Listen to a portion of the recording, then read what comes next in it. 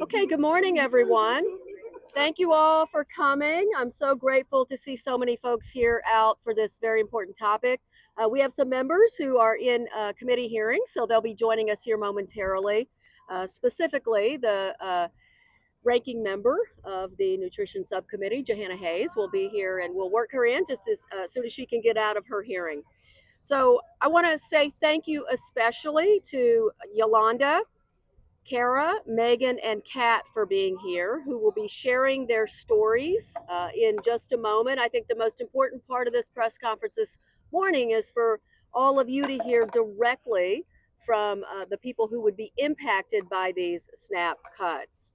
You know, I recently held a series of town halls in 5 of my Republicans' congressional districts around the state of Minnesota.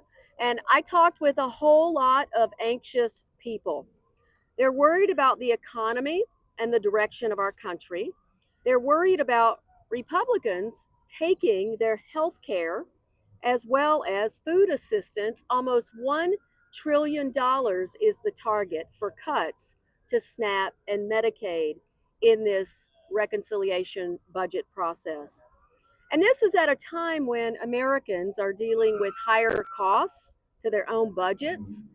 At this moment in time, Republicans are cutting the heart out of programs that help people in America meet their basic needs, like affording food and affording health care. Let us be clear, it does not matter how my Republican colleagues try to spend this.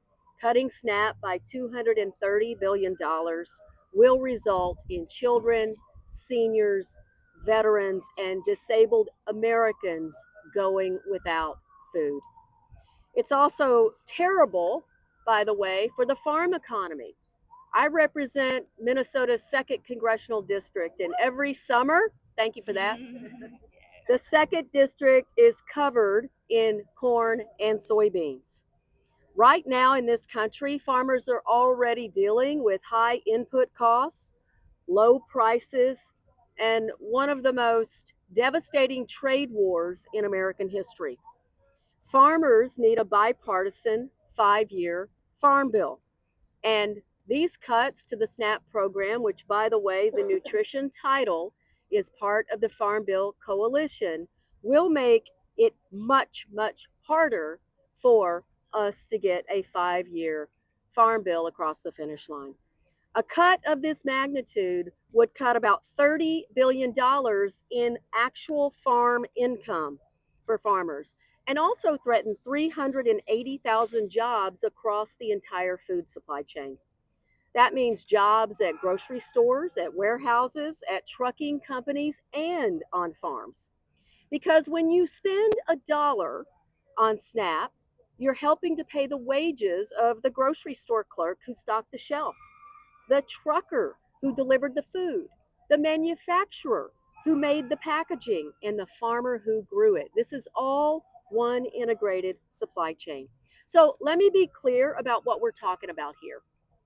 $2 per meal, an average of $6 a day. That's the average SNAP benefit for an American in need. And before we get to the markup, let me also just say SNAP already has work requirements in it. Life is tough enough right now.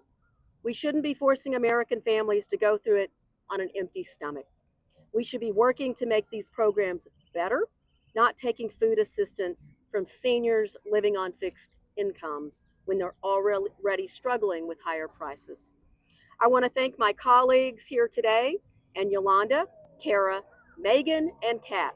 I think the American people need to hear the true cost of losing access to these basic needs programs. And with that, I'll turn the mic over to Vice Ranking Member of the full committee, Shontel Brown. Thank you, and good morning. I am Congresswoman Shontel Brown, Vice Ranking Member on the Agriculture Committee, and proud to represent Northeast Ohio. I'd like to thank Ranking Member Craig for organizing this press conference.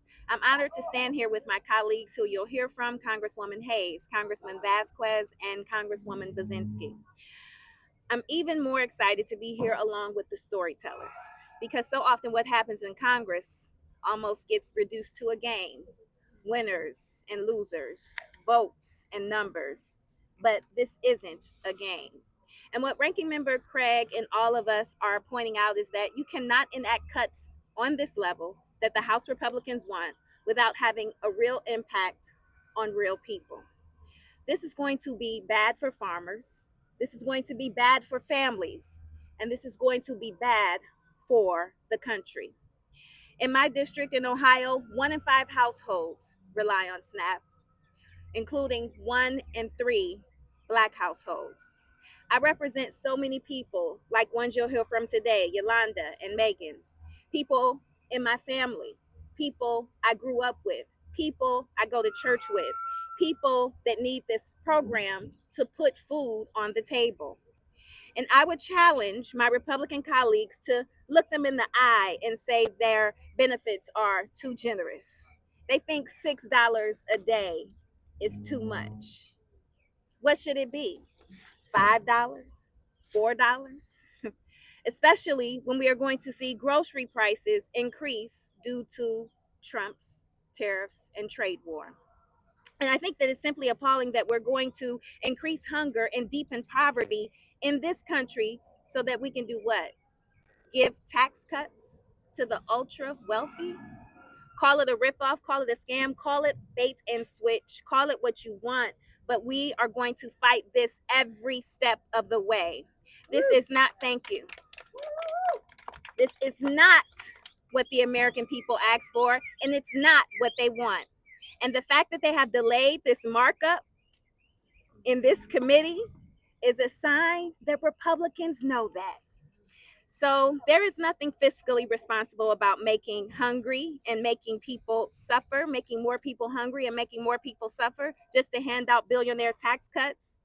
I know my colleagues have a lot to say as well. So with that, I want to introduce my good friend, the gentle lady from Connecticut, ranking member on the Nutrition Subcommittee, Congresswoman Jahana Hayes, or the not so gentle. Definitely a lady, but not so gentle. Not when it comes to this issue. Thank you so much for being here today, and thank you to Ranking Member Craig for convening this press conference on an issue that we have been talking about for years: protecting SNAP and making sure that we are not taking food out of the mouths of hungry children, of seniors, of veterans, of disabled Americans, of working people. I think that it's evident by the fact that we're out here and not in a markup that Republicans are feeling the pressure of the impacts of these harmful cuts, that their proposals are wildly unpopular and deeply hurtful to the American people. And I also think that it is critically important that we understand that these are not just numbers. These are people. These are family. These are meals. These are children. House Democrats are standing strong to protect these benefits, to make sure that there is no reduce or loss of benefits to families who rely on them. We are trying to amplify and make sure that the American people understand that there is no way to get to 230 billion without cutting SNAP. So this is a non-starter for us. This is a non-starter for us. We stand ready and willing to come to the table to work with our Republican counterparts to produce a farm bill that helps farmers and families and feeds Americans, all of the things that we have been able to do time and time again. But doing that at the expense of American people, at the expense of American households and livelihoods, is a non-starter.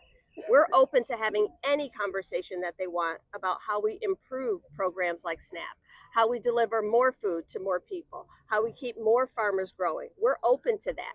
We're open to discussing solutions for eliminating waste, which is a big concern for them. No Democrat supports any kind of waste. All of us want our federal programs to be as efficient and effective as possible so that we can serve the most people as we can and be good stewards of American taxpayer dollars. But that cannot happen at the expense of taking food off of people's tables. Every single time we approach a budget conversation, whether it was the debt ceiling or the CR and now reconciliation, there is always targeted attacks on SNAP. if my position has not been clear on this, I want to reiterate that once again. I will not vote for any bill that makes more people, not less, hungry in this country. These are policy choices, and we are policy makers. We have the ability to directly improve these programs, and that's what I'm here to do, and that's what House Democrats are doing on this committee. So again, thank you so much for your advocacy. Thank you for bringing attention to this issue. Thank you for helping the American people to understand the impact, not just of votes, not just of legislation, but the impact on people and communities of these harmful cuts. And I think that our storytellers that are here today will further amplify that and illustrate what the face of a person on SNAP looks like, what the benefit to families feels like. It is not people that are just out to game the system, as you would be led to believe. It is real people and real families who work hard every day, who contribute to their communities, who are living out their American dream and just need a little bit of help. And that's what House Democrats are here to do. So again, thank you. And with that, I'd like to welcome another member, fierce advocate for families and communities, a member of the House Ag Committee, Nikki Budzinski from Illinois' 13th Congressional District. Thank you. Thank you, Ranking Member Hayes, and thank you to Ranking Member Craig for bringing us together today. As you know, SNAP is a lifeline for families across this country. That's been made crystal clear here today, not just in Democratic districts, but in places all across this country, in some of the deepest red districts. You'd think that House Republicans would be banding together to protect this lifeline for their constituents, to show them that they're fighting to protect these programs and make it easier to put food on their tables. But you'd be wrong. Instead, they are pushing for a massive $230 billion cut to SNAP in order to pay for tax giveaways to billionaires. Because it's massive, it captures just how devastating it will be for families, farmers, and entire industries across this country. It's just not about reducing food assistance for a single mom in Springfield, Illinois, or communities in the Metro East that I represent. The impacts of these cuts will ripple far across the kitchen table. What does it mean when you cut $230 billion from SNAP? It means $230 billion less for grocery stores, manufacturing plants, truck drivers, as Representative Craig mentioned, and most critically in my district, farmers. SNAP doesn't just give away money, it powers part of our economy. A new analysis from the National Grocers Association found that SNAP generated over $4.5 billion in federal, state, and local tax receipts in just 2024. The program supports about 388,000 jobs at grocery stores, warehouses, trucking companies, farms, and more. This contributes over $20 billion in direct wages. The agriculture economy, which powers many of our rural communities, would be severely weakened by these cuts. Grocery stores are going to have less and less money to stay running, and that means that less money in their pockets for their crops. This could result in $30 billion in lost income for farmers. I know many of these farmers, and I've met with them in recent weeks, and I would tell you they are scared.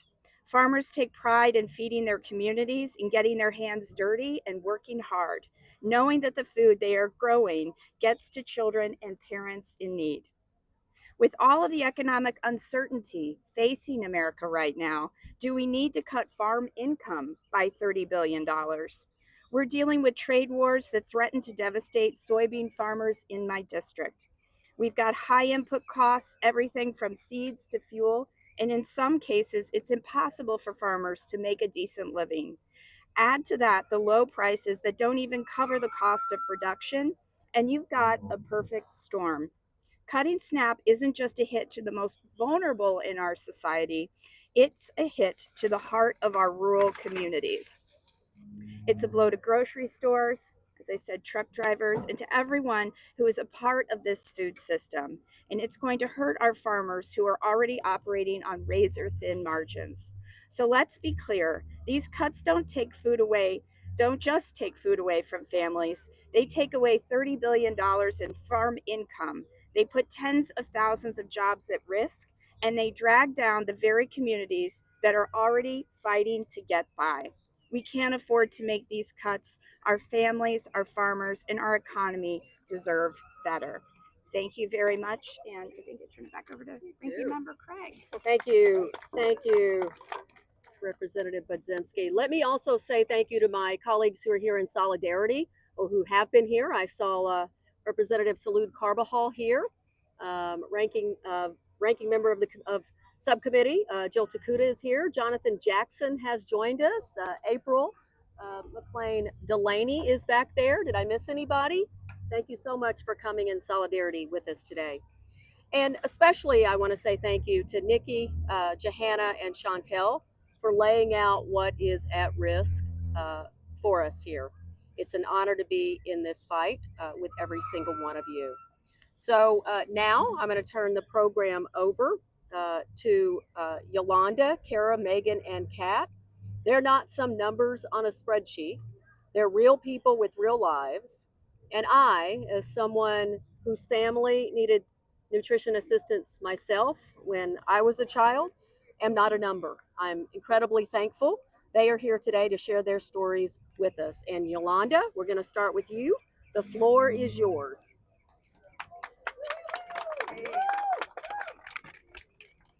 Good morning. My name is Yolanda Gordon, and I'm from South Carolina.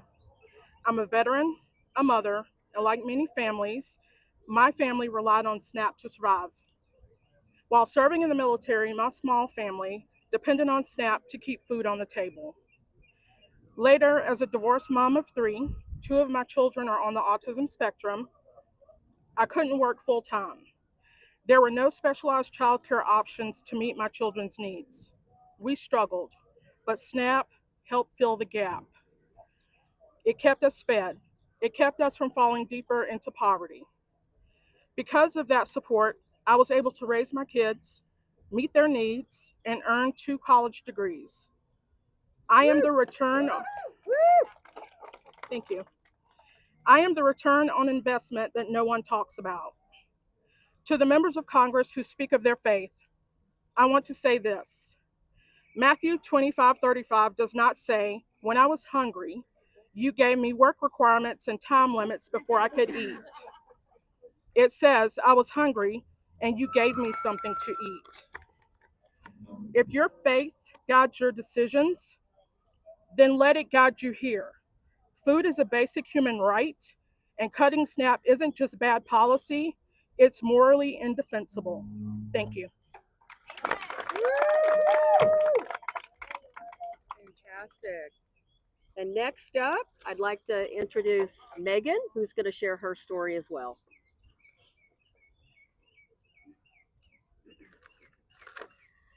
Good morning. My name is Megan Hullinger, and I am a proud member of Moms Rising. I am a single mom to 4 wonderful kids, ages 5, 7, 12, and 15. We live in Marlinton, West Virginia. I work as a community engagement specialist, supporting people with mental health and addiction issues. I'm also a student working towards my bachelor's in social work. I'm here today because I'm deeply alarmed by Republican proposals to slash SNAP, which is critical for my family and millions of others. Thank you for the chance to share my story.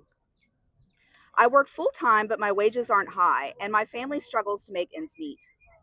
I carefully budget every dollar to make sure I can keep the lights on, buy groceries, and pay bills. Trying to make all the pieces fit together can be enormously stressful. SNAP has been a critical source of support for my family for a long time. It's the reason I can feed my kids. SNAP also helps me afford healthier food options like fresh produce and protein, so I don't have to rely on the cheap processed foods that really don't provide nutrition to my children. Right now, things are looking up for my family. When I finish my degree this fall, it will significantly boost my income. I'm also getting married in the fall, and I'm hopeful, thank you, that by the end of this year, my family will no longer rely on SNAP for the first time in many years. But we could not have made it to this point if it hadn't been available when we needed it.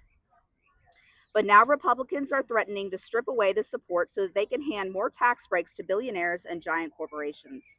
That is an outrage. Slashing SNAP would be nothing short of devastating for families like mine. We're already struggling as the cost of food continues to skyrocket, especially in rural communities like ours, where food must be trucked over the mountains to get into our small grocery stores. Right now in my community, a dozen eggs costs $8, and 3 chicken breasts ran $16 the last time I went shopping.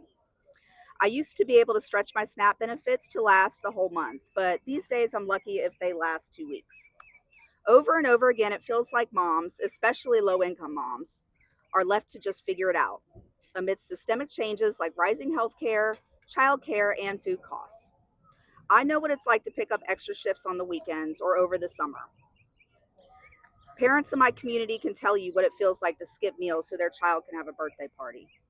We'll go to great lengths to protect our kids from the enormous stress that we're shouldering. But moms are tired. We're tired of feeling like we don't have the support of our elected leaders who are supposed to represent us. We're tired of feeling like billionaires' wants seem to always come before families' needs. We're tired of having to defend basic supports that help families get by. It feels like Republican lawmakers don't understand that SNAP recipients power our economy. SNAP recipients are people who care for our children, the folks who serve our food, grocery store clerks, and gas station attendees. All the folks who were deemed essential just a few years ago when COVID hit. So slashing SNAP would have far-reaching consequences, not just for families, but for our communities, our businesses, and our economy.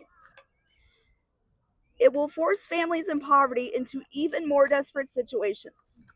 And I know from my work in mental health that it will drive up rates of crime, addiction, and homelessness. Moms will fight these cruel cuts. Billionaires don't need more tax breaks.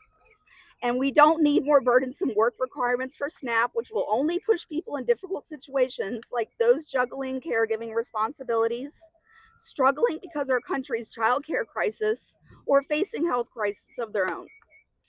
Moms are counting on lawmakers to put families over billionaires and protect SNAP in the next budget package. Thank you.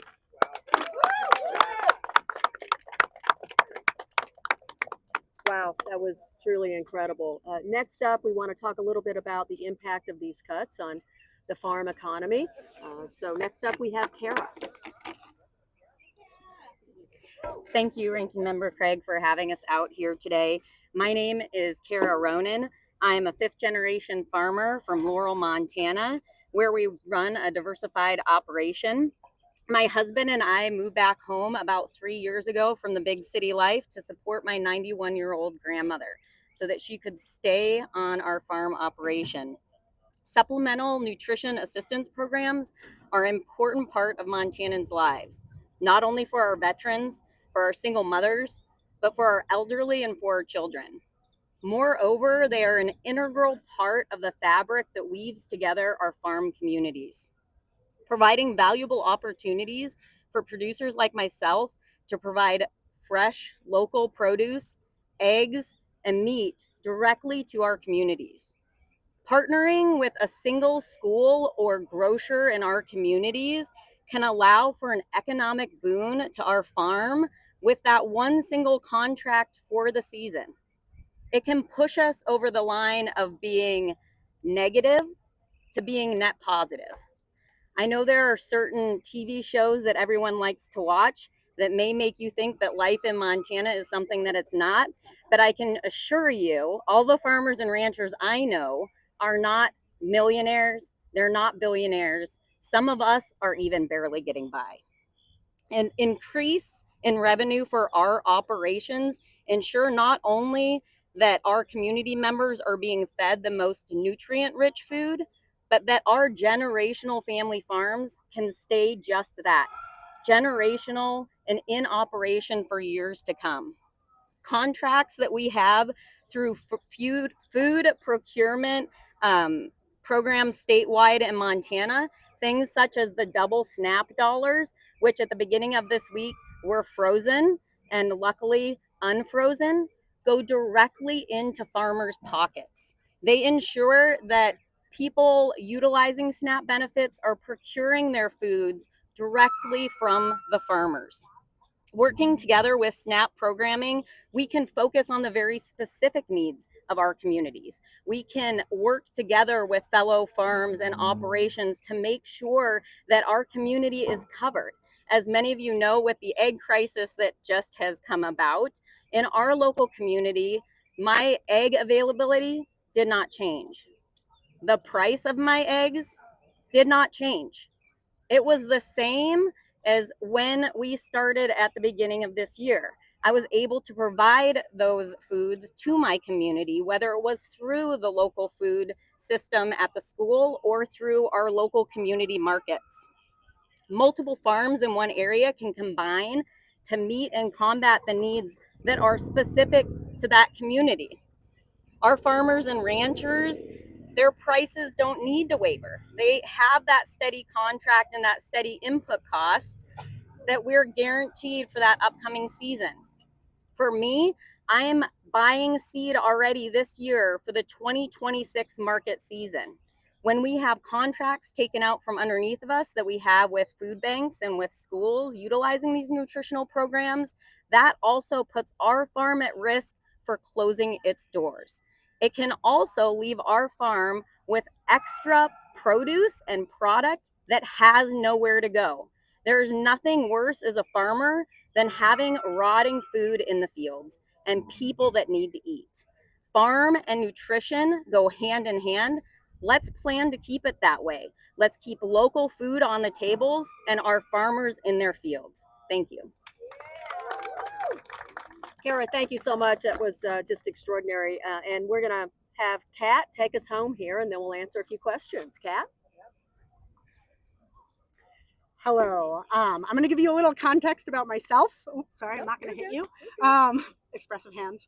And why SNAP matters and has mattered to my specific farm and then also our farm community. So my name is Kat Becker. I farm in Athens, Wisconsin. We're in the north central part of the state. We still have a frost coming tonight, just to give you a context of where we live. We produce on a 50-acre farmstead. My 3 kids and my husband live there with me, and we have 5 employees. Our farm produces for our region and state, and we also do a little bit of maple syrup, but it's almost all vegetables. SNAP has been part of my 20-year farm career, both before I had my current farm, Cattail Organics, and now on my current farm. When I started my farm in 2017, SNAP was even more essential as a beginning farmer because we knew that those dollars could be taken locally and we could serve our community. Now SNAP is still significant, and I'm going to talk to you about the way that SNAP funding actually comes to farmers, and then also talk about the context in our rural commodity producing county. Our county is now number 2, I don't get to say number 1, for dairy production in the United States. So my community and my neighbors are commodity producers. Their lives might be different than mine in terms of their market access, but we're in the same community. So policies that impact them impact me. We're community members. SNAP dollars come to my farm in 2 ways, with one hopeful way. And I'm going to explain that. The first one is that it comes through farmers market. So farmers markets in our county receive the funding directly from SNAP users. So SNAP users come and they swipe their cards and they get tokens and they can shop at the farmers market. They also can receive Double Your Bucks, which is a program that doubles the amount that they are able to spend with every SNAP dollar. Using local and state money. Those programs are important for people's dinner plates, but they're even more important because for every 1 bunch of carrots they might buy from me, they can buy 2.